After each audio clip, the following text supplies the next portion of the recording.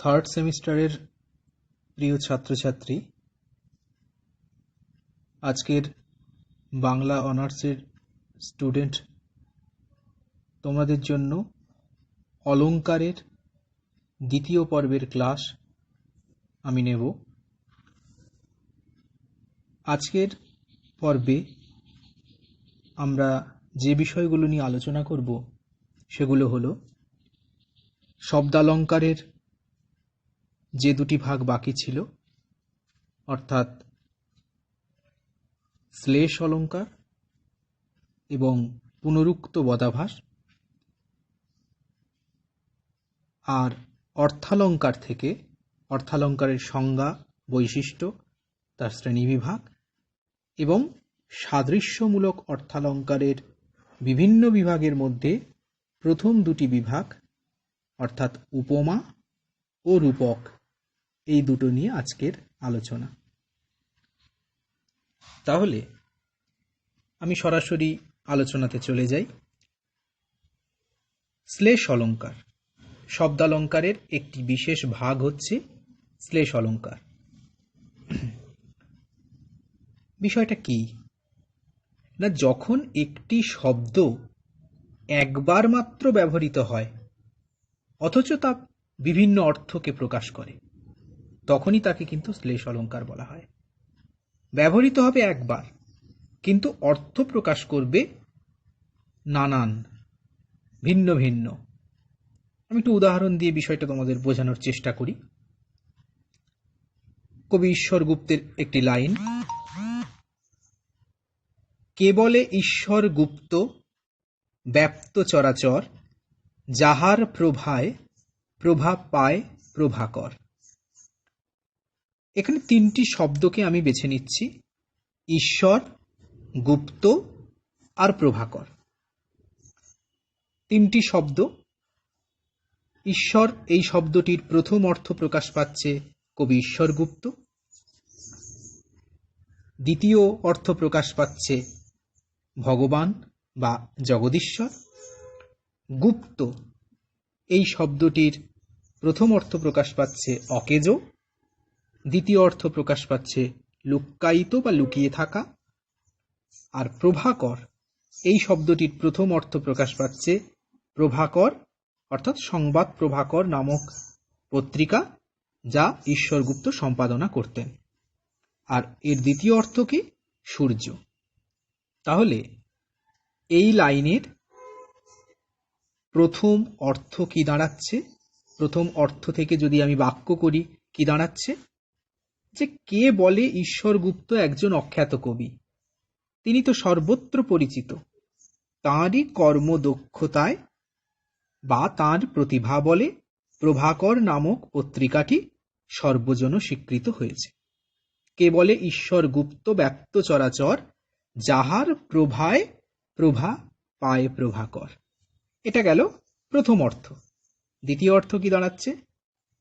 কে বলে ভগবান লুকিয়ে থাকেন, তিনি সর্বত্র বিরাজমান, তাঁর দীপ্তিতে সূর্য বা প্রভাকর দীপ্ত হচ্ছে।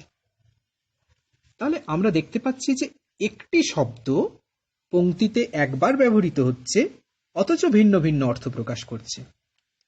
এটাই হচ্ছে শ্লেষ অলঙ্কার। শ্লেষ অলঙ্কারের দুটি ভাগ রয়েছে, একটা হচ্ছে অভঙ্গ শ্লেষ আর দ্বিতীয়টি হচ্ছে সভঙ্গ শ্লেষ। অভঙ্গ শ্লেষ আর সভঙ্গ শ্লেষ বিষয়টি আমি বোঝাই। বিষয়টি হচ্ছে এমন যে যে শব্দটিতে শ্লেষ অলঙ্কার হয় তাকে না ভেঙে যদি ভিন্ন ভিন্ন অর্থ পাওয়া যায় তখন তাকে আমরা বলি অভঙ্গ শ্লেষ। বিষয়টা দেখো, অভঙ্গ অর্থাৎ না ভাঙা বা না ভেঙে, না ভেঙে যদি আমি ভিন্ন ভিন্ন অর্থ পাই তবেই সেটা হয় কিন্তু অভঙ্গ শ্লেষ। আমি একটা উদাহরণ দিই। রবীন্দ্রনাথের একটি লাইন: বাজে পুরবীর ছন্দে রবির, শেষ রাগিনীর বীণ। এখানে দুটি শব্দ শ্লেষ হচ্ছে, একটা হচ্ছে পুরবী আর একটা হচ্ছে রবি। এই বাক্যটিতে একবার করে ব্যবহৃত হয়েছে শব্দ দুটি। পুরবী, পুরবীর প্রথম অর্থ কি দাঁড়াচ্ছে? এটা হচ্ছে গোধূলি রাগ। আর দ্বিতীয় অর্থ কি দাঁড়াচ্ছে? যে রবীন্দ্রনাথের জীবনের শেষ লগ্নের কাব্য। রবি, রবি মানে তোমরা সবাই জানো সূর্য। আর দ্বিতীয় অর্থ দাঁড়াচ্ছে কবি রবীন্দ্রনাথ। তাহলে আমি কিন্তু পুরবী শব্দটাকে ভাঙলাম না, রবি শব্দটাকেও ভাঙলাম না, এজন্য এটা হয়ে যাচ্ছে অভঙ্গ শ্লেষ। তাহলে পুরো অর্থটা কি দাঁড়াচ্ছে? প্রথম অর্থটা যে সূর্যের দিনাবসানের বীণা সঙ্গীত গোধূলির আগে বাজে বা বেজে ওঠে। আর দ্বিতীয় অর্থ কি দাঁড়াচ্ছে? রবীন্দ্রনাথের জীবন সন্ধ্যায় অর্থাৎ জীবনের শেষ লগ্নে পুরবী কাব্যগ্রন্থ রচিত হয়। তাহলে আমরা অভঙ্গ শ্লেষ নিয়ে কথা বললাম। এবার আসছে স্বভঙ্গ। স্বভঙ্গ মানে ভাঙতে হবে। যে শব্দটা দেওয়া থাকবে সেই শব্দটাকে ভেঙে আমার দুটো অর্থ বের করতে হবে। যদি তাকে না ভেঙে দেখি তাহলে একটা অর্থ, আর যদি তাকে ভাঙি তাহলে দেখব আর একটা অর্থ প্রকাশ পাচ্ছে। এটা হচ্ছে স্বভঙ্গ শ্লেষ। উদাহরণ একটা দিই, খুব প্রাসঙ্গিক উদাহরণ। জগৎ টাকার বশ। তাহলে ভালো করে দেখো, জগৎ টাকার বশ মানে জগৎটা অর্থ, ধন, সম্পদের বশীভূত।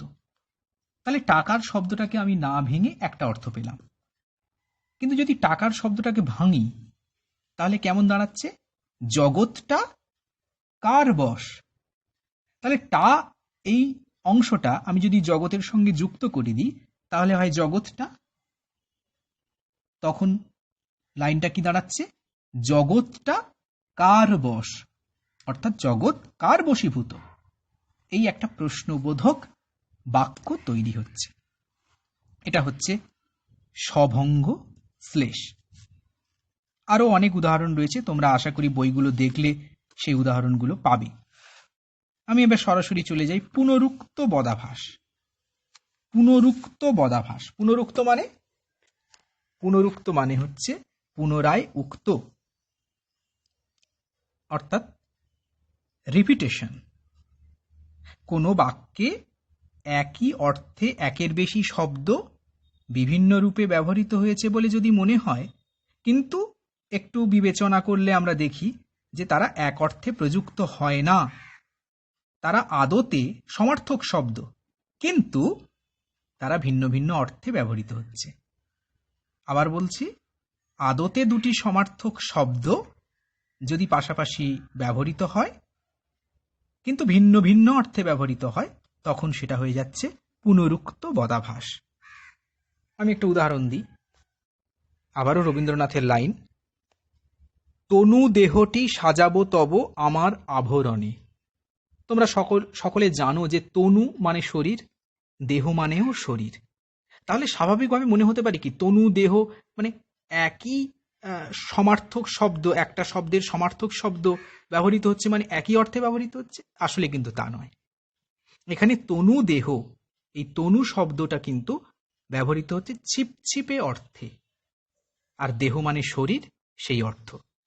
তাহলে তনু দেহটি সাজাবো তব আমার আভরণে, তনু দেহ দুটোর অর্থ শরীর হলেও আলোচ্য পংক্তিটিতে তনু শব্দটি ব্যবহৃত হচ্ছে কিন্তু ছিপছিপে অর্থে।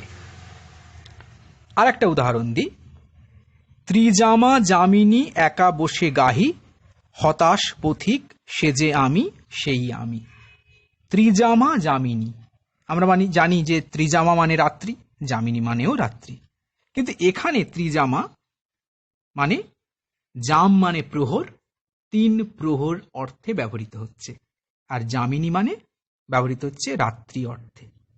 তাহলে 3 প্রহর ধরে রাত্রিতে গান গাইছে, এই অর্থটাই কিন্তু এখানে ব্যবহৃত হচ্ছে। এটা হচ্ছে পুনরুক্ত বদাভাস। তাহলে আমরা এখানে আজকের আলোচনায় শেষ করলাম শব্দালঙ্কার। শব্দালঙ্কারের যে বিভাগগুলো রয়েছে সবগুলো নিয়ে আলোচনা শেষ হলো। এবারে আমি আলোচনায় যাব অর্থালঙ্কার। অর্থালঙ্কার ভাঙলে কি দাঁড়ায়? অর্থ অলঙ্কার, অর্থাৎ যে অলঙ্কারে অর্থটাই প্রধান, অর্থাৎ অর্থের আশ্রয়ে সৃষ্ট যে অলঙ্কার সেটাই অর্থালঙ্কার।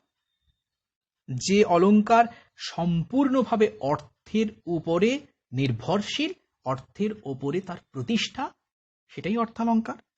একটা উদাহরণ দিই, পূর্ণিমার চাঁদ যেন ঝলসানো রুটি।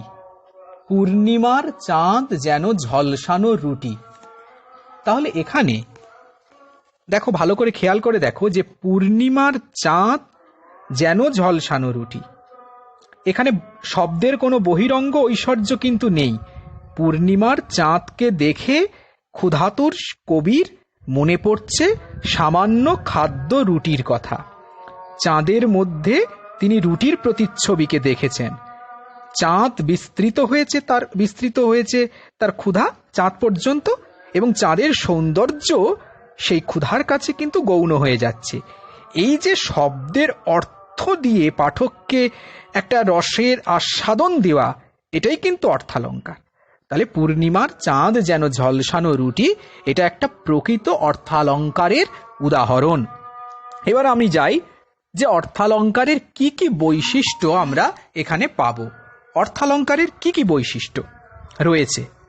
অর্থালঙ্কারের প্রধান বৈশিষ্ট্য এবং প্রথম বৈশিষ্ট্য হচ্ছে সেই অলঙ্কার অর্থের আশ্রয়ে গড়ে উঠবে, অর্থাৎ অর্থকে কেন্দ্র করে, অর্থকে নির্ভর করে, অর্থের ওপর দাঁড়িয়ে থাকবে এই অলঙ্কারের ভিত্তি।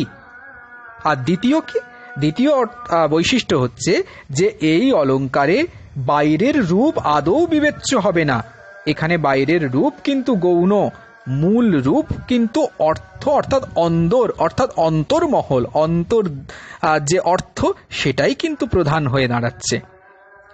আর একটা বিষয় রয়েছে কি, যে অর্থালঙ্কার কিন্তু কাব্যদেহের কোনো গয়না বা পোশাক নয়। এটা হচ্ছে অর্থালঙ্কার হচ্ছে কাব্য শরীরের, কাব্যদেহের এক সৌন্দর্যবর্ধক একটি বিষয়, যা তার সুকুমার দিককে প্রকাশ করছে। তাহলে আমরা এতক্ষণের আলোচনায় শব্দালঙ্কারের দুটি অংশ নিয়ে আলোচনা করা শেষ করলাম। আর অর্থালঙ্কার কাকে বলে, অর্থালঙ্কারের কি কি বৈশিষ্ট্য রয়েছে, এই বৈশিষ্ট্যগুলো নিয়ে আমরা সংক্ষিপ্ত আলোচনা করলাম। এবার আমরা আসব যে অর্থালঙ্কারের শ্রেণী বিভাগ। অর্থালঙ্কারকে ক ভাগে ভাগ করা যায়? অর্থালঙ্কারকে মূলত আমরা 5 ভাগে ভাগ করতে পারি। 5টি ভাগ অর্থালঙ্কারের রয়েছে। প্রথম ভাগ হচ্ছে কি, সাদৃশ্যমূলক অর্থালঙ্কার, বিরোধমূলক অর্থালঙ্কার, গুণার্থ প্রতীতিমূলক অর্থালঙ্কার, শৃঙ্খলামূলক অর্থালঙ্কার আর ন্যায়মূলক অর্থালঙ্কার। আজকের আমরা সাদৃশ্যমূলক অর্থালঙ্কার থেকে দুটি বিষয়কে বেছে নেব। সাদৃশ্যমূলক অর্থালঙ্কার থেকে দুটি বিষয়কে বেছে নেব এবং সেই দুটি বিষয় নিয়ে আলোচনা করব। তাহলে আমি এই সাদৃশ্যমূলক অর্থালঙ্কার নিয়ে আলোচনা করবার পূর্বে সাদৃশ্যমূলক অর্থালঙ্কার বিষয়টি কি সেটা নিয়ে আমরা আলোচনা করি আগে। তোমরা সবাই জানো সাদৃশ্য মানে মিল। তাহলে মিল কাদের হয়? যে দুটি আলাদা আলাদা বস্তু বা বিসদৃশ বস্তু, তাদের মধ্যে মিল খোঁজার চেষ্টা করা হয়। যেমন আমি একটু আগে উদাহরণ দিয়েছি যে পূর্ণিমার চাঁদ যেন ঝলসানো রুটি। তাহলে পূর্ণিমার চাঁদকে রুটির সঙ্গে তুলনা করা হচ্ছে, বা রুটির মধ্যে পূর্ণিমার চাঁদের একটা মিল, এই দুটি বস্তুর মধ্যে মিল খুঁজে পাওয়ার চেষ্টা করা হয়েছে। তাহলে সাদৃশ্যমূলক অর্থালঙ্কার কাকে বলে? না, যে অর্থালঙ্কারে দুটি বিসদৃশ বস্তু বা আলাদা আলাদা বস্তুর মধ্যে সাদৃশ্য বা মিল দেখানো হবে, সেই অলঙ্কার হবে সাদৃশ্যমূলক অর্থালঙ্কার। এবারে আমি আসি যে সাদৃশ্যমূলক অর্থালঙ্কার সেটার বিষয় নিয়ে আলোচনা করতে গেলে আমাকে সাদৃশ্যমূলক অর্থালঙ্কারের মূল কাঠামোটা জানতে হবে। আমি সাদৃশ্যমূলক অর্থালঙ্কার পড়ানোর আগে আমি একটি বিষয় নিয়ে আলোকপাত করবার চেষ্টা করছি তোমাদের। দেখো, সাদৃশ্যমূলক অর্থালঙ্কারের 4টি অঙ্গ বা 4টি দিক রয়েছে। সেই 4টি দিক কি? সেই 4টি দিক হচ্ছে উপমেয়, উপমান, সাধারণ ধর্ম আর সাদৃশ্যবাচক শব্দ বা তুলনাবাচক শব্দ। তাহলে এর 4টি অঙ্গের প্রতিটি অঙ্গ নিয়ে আমি আলোচনা করি। উপমেয়, উপমেয় কাকে বলে? আমি যে একটু আগে বললাম যে দুটি বস্তুর তুলনা করা হবে, তাহলে উপমেয় কাকে বলছে? না, যাকে তুলনা করা হচ্ছে তাকেই বলা হচ্ছে উপমেয়। আর উপমান যার সঙ্গে তুলনা করা হচ্ছে সেটা হচ্ছে উপমান। আর তৃতীয়ত হচ্ছে সাধারণ ধর্ম। সাধারণ ধর্ম মানে যে সাধারণ ধর্মের সাহায্যে দুটো বস্তুর তুলনা করা হচ্ছে বা সাদৃশ্য দেখানো হচ্ছে, যে বিশেষ দিকটির দ্বারা বা যে বিশেষ শব্দের দ্বারা দুটি বস্তুর মধ্যে তুলনা দেখানো হচ্ছে, তাদের মধ্যে কমন যে ফ্যাক্টর সেটাই হচ্ছে সাদৃশ্যবাচক শব্দ। আর ভুল বললাম, সাধারণ ধর্ম। আর সাদৃশ্যবাচক শব্দ বা তুলনাবাচক শব্দ কি? যে বিশেষ শব্দের দ্বারা সাদৃশ্য দেখানো হচ্ছে, যেমন হচ্ছে সেগুলোর মধ্যে রয়েছে যেন, মতো, সম, পারা ইত্যাদি ইত্যাদি। এগুলো হচ্ছে সাদৃশ্যবাচক শব্দের উদাহরণ। এবারে আমি আসব যে সাদৃশ্যমূলক অলঙ্কারের যে দুটো ভাগ আজকের আলোচনার বিষয়, সেগুলো হচ্ছে উপমা এবং রূপক। আমি প্রথম আলোচনা আসব উপমা অলঙ্কারের। উপমা একটি সাদৃশ্যবাচক বা সাদৃশ্যমূলক অলঙ্কার। এই উপমা অলঙ্কার কাকে বলে এবং তার কি শ্রেণীবিভাগ সেইটা আলোচনা করবার চেষ্টা করছি। উপমা কাকে বলে? একটি বাক্যে যদি দুটি বিসদৃশ্য বস্তুর মধ্যে সাদৃশ্য দেখানোর চেষ্টা করা হয় বা দেখানো হয়, তখন তাকে বলা হবে উপমা অলঙ্কার। তাহলে দুটো বিসদৃশ্য বস্তুর মধ্যে সাদৃশ্য দেখাতে হবে। আমি আবারও জানা উদাহরণটি তোমাদের দেবার চেষ্টা করছি। পূর্ণিমার চাঁদ যেন ঝলসানো রুটি। তাহলে দুটি বিসদৃশ্য বস্তু কি? একটা হচ্ছে পূর্ণিমার চাঁদ আর একটা হচ্ছে ঝলসানো রুটি। এই দুটোর মধ্যে, এই দুটোর বিসদৃশ্য বস্তুর মধ্যে সাদৃশ্য দেখানো হচ্ছে, মিল দেখানো হচ্ছে। তার 4টি অঙ্গ এই উপমা অলঙ্কারের, সাদৃশ্যমূলক অলঙ্কারের এই উপমা অলঙ্কারে কিন্তু রয়ে গেল। কি কি রয়ে গেল? পূর্ণিমার চাঁদ যাকে তুলনা করা হচ্ছে অর্থাৎ উপমেয়। কার সঙ্গে তুলনা করা হচ্ছে? রুটির সঙ্গে তুলনা করা হচ্ছে, তাহলে রুটি উপমান। এদের মধ্যে সাধারণ ধর্ম কি দাঁড়াচ্ছে? যে চাঁদও ঝলসানো, রুটিও ঝলসানো। তাহলে ঝলসানো শব্দটা হচ্ছে সাধারণ ধর্ম আর সাদৃশ্যবাচক শব্দ হচ্ছে যেন। তাহলে আমি এটি একটি কমপ্লিট বা পূর্ণাঙ্গ উপমা অলঙ্কারের উদাহরণ তোমাদের সামনে পেশ করলাম। এবার আসি উপমা অলঙ্কারের শ্রেণীকরণ বা শ্রেণী বিভাগ। তাহলে কি কি উপমা অলঙ্কার রয়েছে তোমাদের বলি। 4টি উপমা অলঙ্কার রয়েছে। একটা হচ্ছে পূর্ণ উপমা, একটা হচ্ছে লুপ্ত উপমা, তৃতীয়টি হচ্ছে মালোপমা, আর চতুর্থটি হচ্ছে স্মরণোপমা। আবার বলছি, পূর্ণ উপমা, লুপ্ত উপমা, মালোপমা, স্মরণোপমা। এবার আমি এই উপমা অলঙ্কারগুলো নিয়ে কথা বলবো এবং উদাহরণ দিয়ে তোমাদের বোঝানোর চেষ্টা করব। পূর্ণ, পূর্ণ মানে সম্পূর্ণ। তাহলে যে উপমা অলঙ্কারে সম্পূর্ণ অর্থাৎ 4টি অঙ্গ, ওই সাদৃশ্যমূলক অলঙ্কারের যে 4টি অঙ্গ রয়েছে অর্থাৎ উপমেয়, উপমান, সাধারণ ধর্ম, তুলনামূলক শব্দ, বাচক শব্দ, এই 4টি অঙ্গই বর্তমান। অর্থাৎ সাদৃশ্যমূলক অলঙ্কারের 4টি অঙ্গ বা পূর্ণ রূপ যে উপমা অলঙ্কারে বিরাজমান সেটাই পূর্ণ উপমা অলঙ্কার। একটা উদাহরণ দিই, তাহলে বিষয়টি বুঝতে পারবে তোমরা।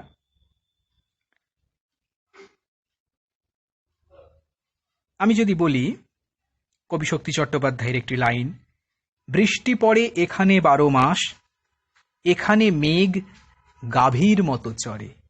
বৃষ্টি পড়ে এখানে 12 মাস, এখানে মেঘ গাভীর মতো চড়ে।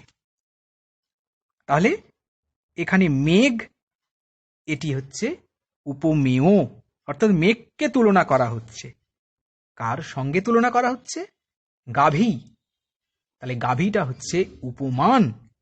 আর এদের মধ্যে সাধারণ ধর্মটা কি? চরে, মেঘও চরে গাভী বা গরুও চড়ে। আর সাদৃশ্যবাচক শব্দ কি? মতো। তাহলে এটি একটি পূর্ণ উপমার উদাহরণ। আরেকটি উদাহরণ দিই। সেই আলোটি মায়ের প্রাণের ভয়ের মতো দোলে। সেই আলোটি মায়ের প্রাণের ভয়ের মতো দোলে। আলোটি, আলোটিকে তুলনা করা হচ্ছে, আলোটি উপমেয়। মায়ের প্রাণের ভয়, এটা হচ্ছে উপমান। সাধারণ ধর্ম হচ্ছে দোলে, আর সাদৃশ্যবাচক শব্দ হচ্ছে মতো।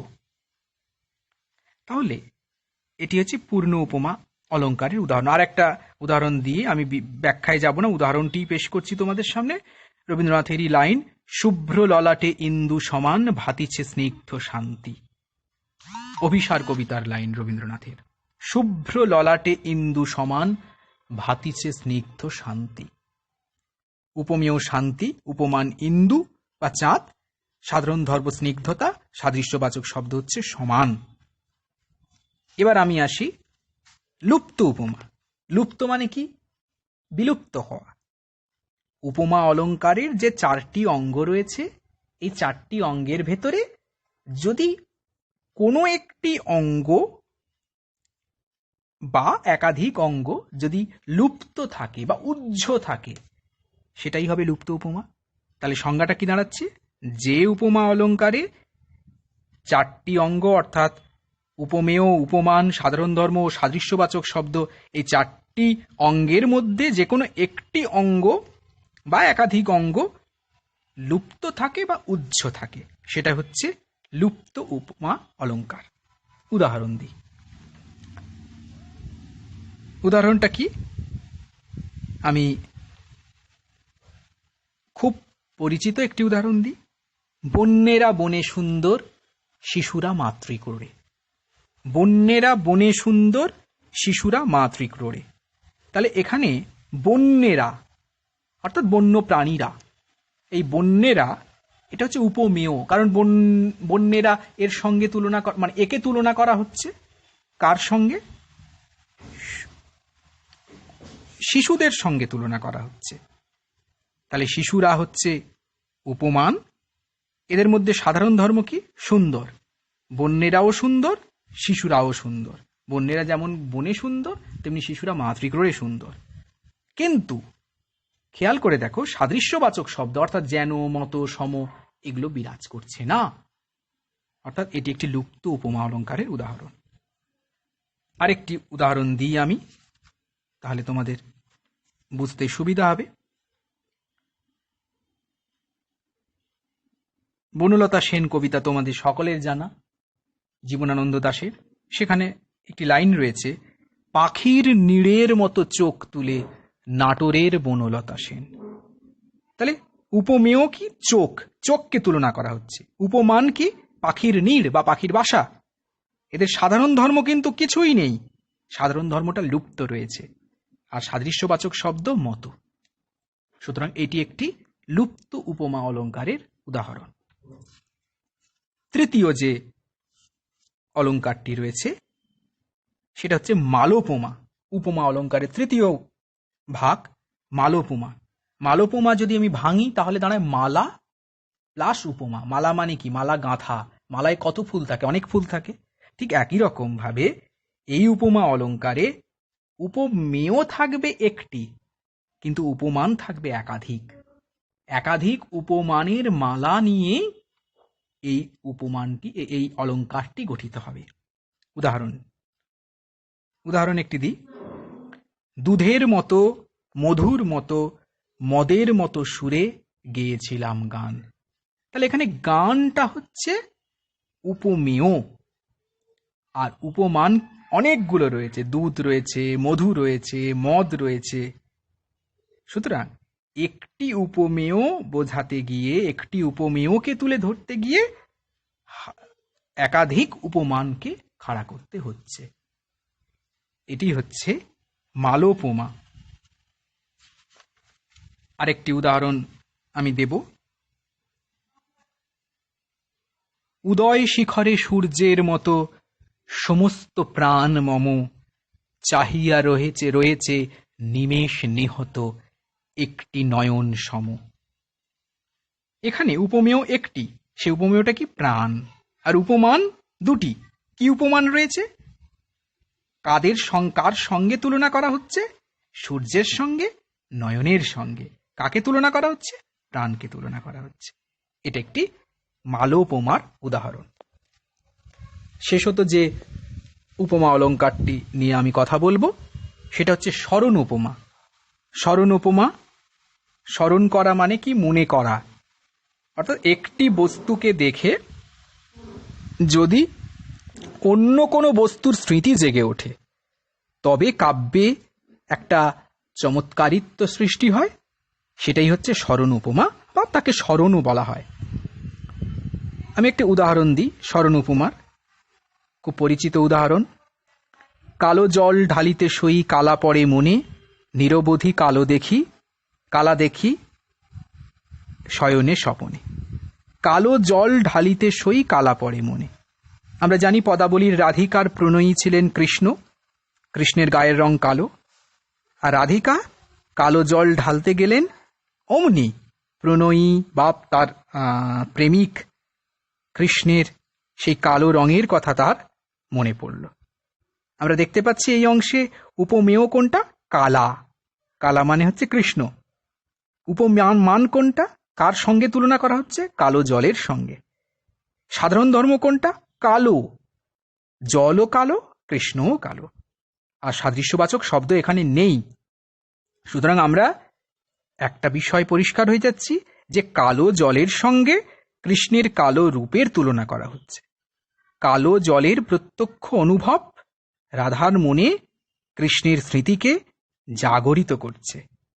ফলে একটা অপূর্ব চমৎকারিত্ব সৃষ্টি হচ্ছে এই অলঙ্কারের মধ্যে। এবার আমি আসি রূপক অলঙ্কার। রূপক রূপক অলঙ্কার কাকে বলে? না, যে অর্থালঙ্কারে উপমেয়কে উপমানের সঙ্গে তুলনা করতে গিয়ে ওই দুটির মধ্যে অভেদ কল্পনা করা হয় তাকে বলা হবে রূপক অলঙ্কার। অভেদ মানে তাদের মধ্যে কোনো ভেদ থাকবে না, দুটো একই রকম, এক আত্মা এক প্রাণ হয়ে যাবে। তাহলে যে অর্থালঙ্কারে উপমেয়কে উপমানের সঙ্গে তুলনা করতে গিয়ে ওই দুটির মধ্যে অভেদ কল্পনা করা হয় তাকে বলা হবে রূপক অলঙ্কার।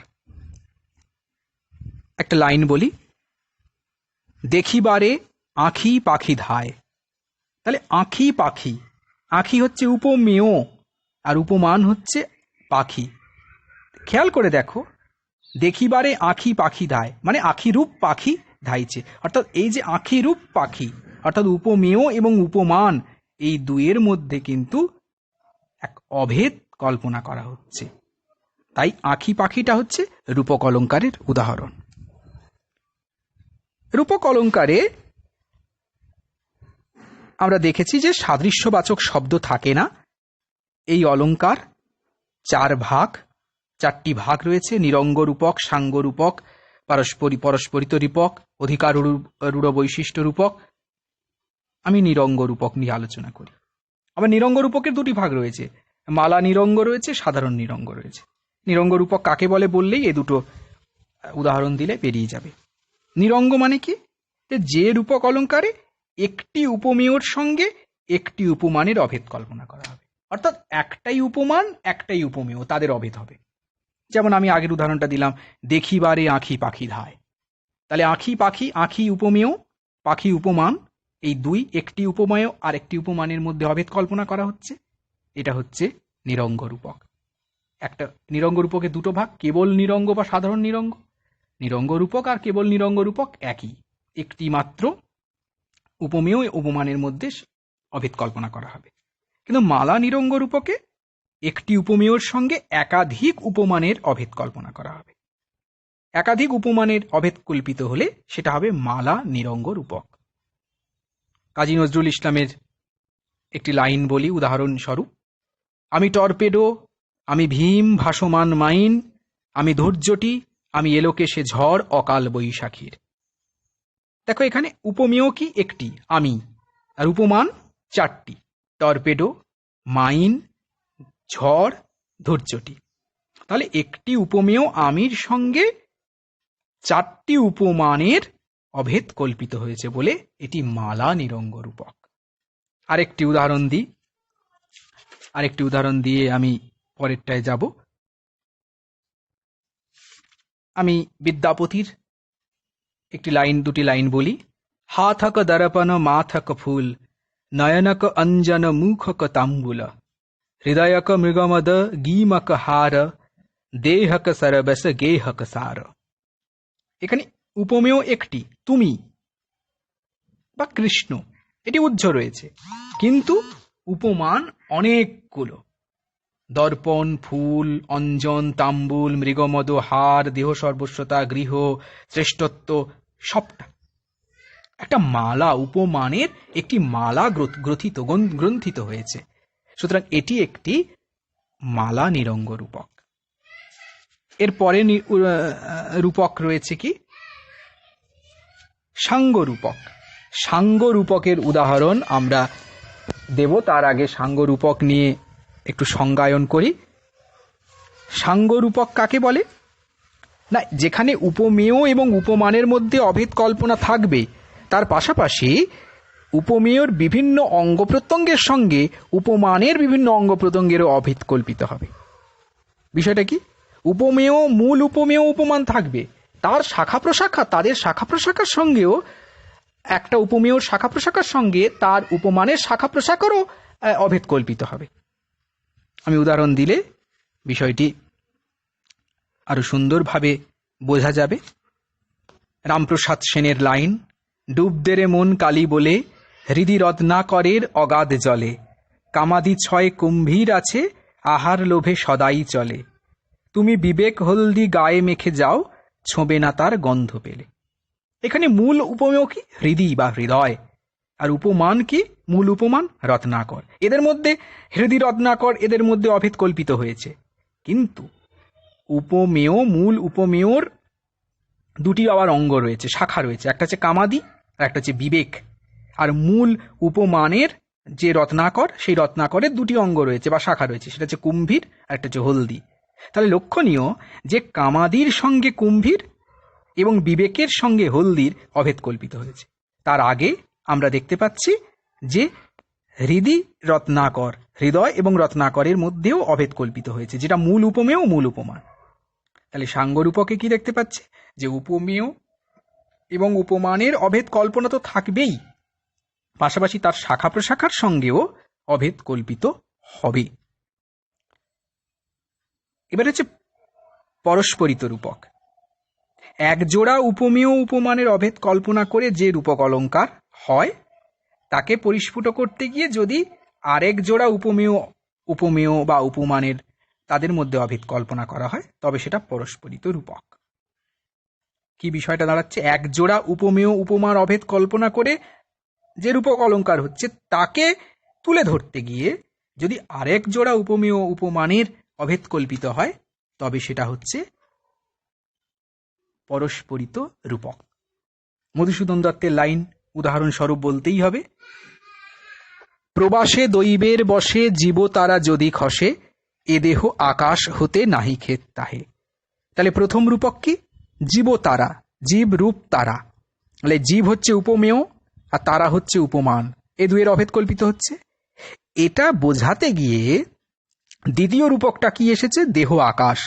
অর্থাৎ দেহ হচ্ছে উপমেয় আর উপমান হচ্ছে আকাশ। তাহলে বিষয়টা কি দাঁড়াচ্ছে? যে প্রবাসে দৈবের বসে জীব তারা যদি খসে, এ দেহ আকাশ হতে নাহি ক্ষেত তাই। তাহলে জীব তারা খসা আর দেহ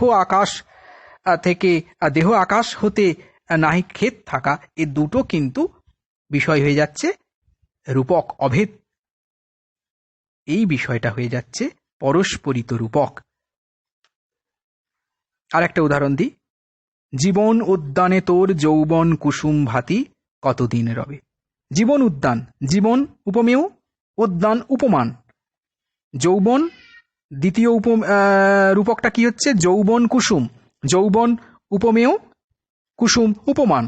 তাহলে প্রথম রূপকটিকে পরিস্ফুট করতে গিয়ে আবার দ্বিতীয় রূপকটি ব্যবহার করা হচ্ছে। এই যে পারস্পরিক যে বোঝাপড়া এই রূপক অলঙ্কারে আমরা দেখছি সেটাই হচ্ছে পরস্পরিত রূপক। আর একটা হচ্ছে অধিকারূঢ় রূপক, অধিকারূঢ় বৈশিষ্ট্য রূপক। অধিকারূঢ় শব্দটির অর্থ কি দাঁড়ায়? অধিকারূঢ় মানে হচ্ছে অসম্ভব ধর্মকে চাপিয়ে দেওয়া হচ্ছে। যে রূপক অলঙ্কারে উপমানে অসম্ভব কোনো ধর্মকে বা গুণকে আরোপ করা হয় এবং উপমেয়ের সঙ্গে তার অভেদ কল্পনা করা হয়। উদাহরণ কি? থির বিজুরি নবীনা গৌরী পেখলু ঘাটের কূলে। স্থির বিজুরি মানে স্থির বিদ্যুৎ, আর নবীনা গৌরী মানে নতুন, আর নবীন মানে একেবারে একেবারে ছোট্ট একটি মেয়ে। পেখলু মানে দেখলাম, ঘাটের কূলে মানে ঘাটের ধারে। তাহলে বিষয়টি কি দাঁড়াচ্ছে? যে স্থির বিজুরি নবীনা গৌরী, তাহলে বিজুরি মানে বিদ্যুৎ, এই বিদ্যুৎ এই উপমেয়টি তার উপরে কি ধর্মকে চাপিয়ে দেওয়া হচ্ছে? অসম্ভব ধর্মকে, স্থির বা স্থির। আমরা জানি বিদ্যুৎ কখনো স্থির হয় না, তা চলমান, তা বেগবান, গতিবান। সুতরাং স্থির বিজুরি নবীনা গৌরী পেখলু ঘাটের কূলে, এখানে স্থির বিজুরি, বিজুরিকে নবীনা গৌরীর সঙ্গে তুলনা করা হচ্ছে, কিন্তু বিজুরিকে স্থির এই অসম্ভব ধর্ম দ্বারা আরোপিত হতে হচ্ছে। এই অসম্ভব ধর্ম যখন আরোপিত হয় সেটাই হয়ে ওঠে অধিকারূঢ় বৈশিষ্ট্য রূপক। আর একটা উদাহরণ দিয়ে আজকের ক্লাস শেষ করব। নাহি দেশকাল তুমি অনিমেষ মূরতি, তুমি অচপল দামিনী। ভালো করে খেয়াল করে দেখো, অচপল দামিনী, দামিনী মানে বিদ্যুৎ। তাহলে দামিনী কখনো অচপল হয় না, অচপলতা দামিনীর ধর্ম নয়। তাহলে এই যে অসম্ভব একটা ধর্মকে আরোপ করা হচ্ছে সেটাই হচ্ছে অধিকারূঢ় বৈশিষ্ট্য রূপক। আজকের ক্লাস আমরা এখানেই শেষ করলাম।